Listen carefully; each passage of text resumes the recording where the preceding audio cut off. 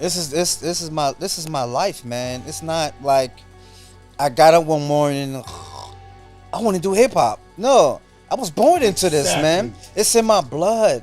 It's in my DNA. It's my lifestyle. It's how I was raised. Everything hip hop. You know, everything from everything that I speak about in hip hop is what I lived. Nobody sat me down and told me anything about the B-boys, the B-girls, you know, graffiti and how everything is intertwined together with knowledge and all that stuff. I lived everything that I talk about, you know? And I think that's probably one of the reasons why I'm still here, because this is my life, man. This is my life, you know? Duela, vamos a empezar esta jodiendo. Estoy grabando, Joel. Okay, first of all, everyone knows the story of how you got to the scratch. You were practicing, your mother interrupted you, and you heard the sound and they kept on working. But I want to know, what was the process from that day until you could do it publicly? Because you know that you guys don't go out until you got everything on point and everything is clean. What was the process, how you to do the scratch on public and have it to be so clean, so crisp? Well, I mean, what I have is not a talent. What I have is a gift that God gave me. That's why I think that's why I'm still here today. You know, you have some people that have a talent, and sometimes that talent goes away. Mm-hmm. That's true. But I have a gift. God gave me this gift, and this gift is going to be with me until they throw dirt on me. That means till I die. You know? And that's one of the reasons why I believe I'm still here. And when I created the scratch, it was just God sending a message to me that this is what you need to do, you know? And I ran with it. You know? What were the difficulties? Because I know in those times, mixers were not like today. Today, faders are body smooth. We got 1,000 buttons. We got flips. We got computers. We got everything. But you just had a record, a belt drive, turntable, and the faders were not that great. What was the mechanics of going out to play on a live venue? What you had to do to make it outside? Oh my gosh.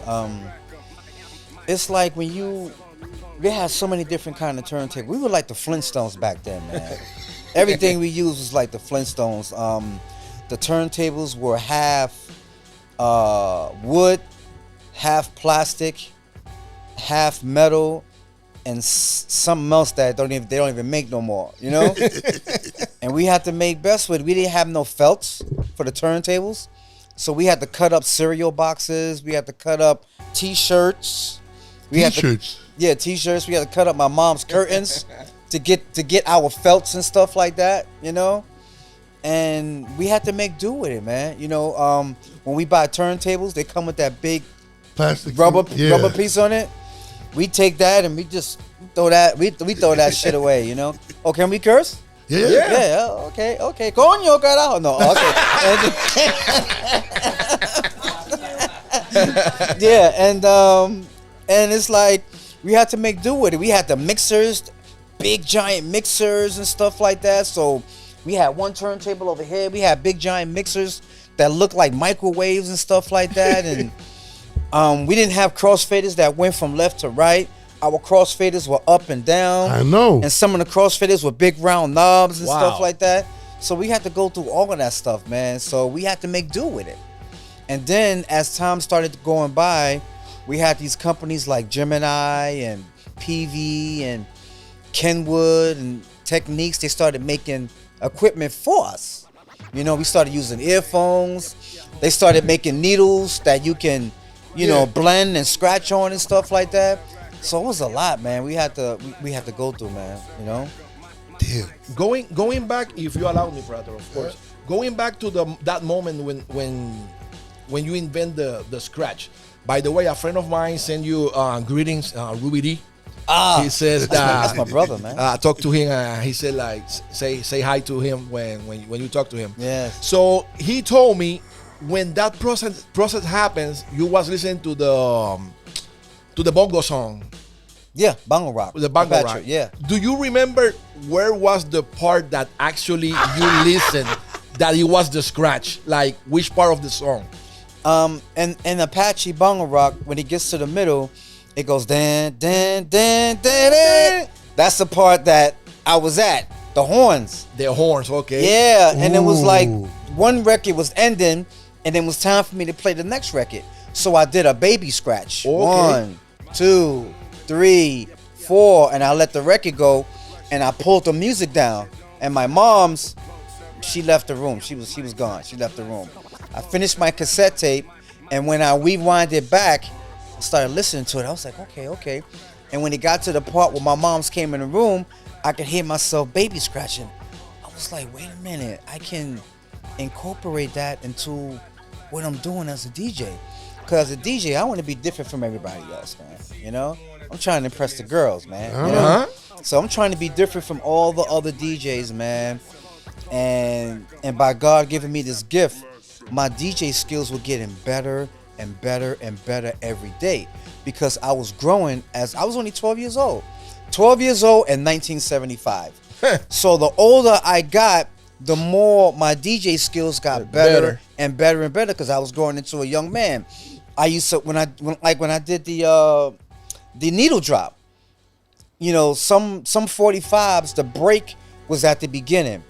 Some breaks were in the middle. Some breaks were at the end. So if I'm playing a James Brown record and the break is at the beginning, I will play the break and count to 4, lift the needle up. Or I will count to 3, lift the needle up. Or I will count to 5 and lift the needle up, not knowing that I was training myself for the BPMs. That's why I was always able to do it, you know? Just getting the part is so hard. But in a 45, that's That is like this. You move it too hard, jumps. And how it evolved to where it went to juggles, where it went to different, more complex type of scratching. How was that evolution? I feel that evolution came about when other DJs learned to scratch, basic baby scratch. Okay. Then once they learn the basic baby scratch, DJs are in their room just trying to scratch all day. Just like an MC is in the room writing rhymes, wordplay, and trying to get their stuff ready. Like B-boys and B-girls, they're practicing their moves. Okay, if I do this, if I push my legs like this, it'll help me go into my next move and stuff like that. So it's constantly practicing and practicing and practicing. So when the baby scratch was here, people started to evolve. Say, okay, we got the baby scratch. Let me take it a little bit further. Instead of doing 1, 2, 3, 4, let me do 1, 2, 3, 4, 5, 6, 7. And then once it's 1, 2, 3, 4, 5, 6, 7, let me do 8, let me do 15, let me do 20. So it started to evolve when different people started to come into play, like people from the West Coast. You got DJ Qbert, you know. Then you got people from Philadelphia, like DJ Jazzy Jeff and Aladdin and all these guys. They said, let's take this shit to the next. Can I curse? Yeah. Coño, carajo. Okay. And then it's like, you know, people started taking it to the next level, which is good, man, because this art form, man, is by us, for us, man. No matter where you live at in the world, you know, you can make a difference in this world, no matter where you live. You know, hip hop is everywhere. You can't go nowhere on this earth and not see hip hop. You know, and this art form, man, helps everybody find out who they are. It doesn't matter who you are.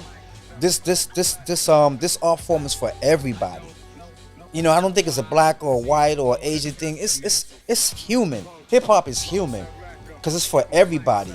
You know, you got people in the world that's the government is not putting the money back into the community, and the community is going down. So you got the B-boys, you know, trying to get that frustration out, and then you got the graffiti artists that's painting on the trains, all these different colors on the trains, on the streets, on the cars, everywhere.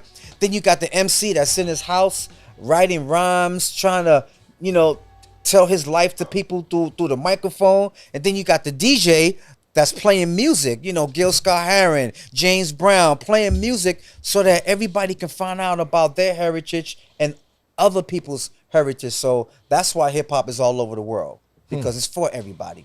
You know? That's awesome. It's like the DJ plays the soundtrack of your life. Yes. Yes.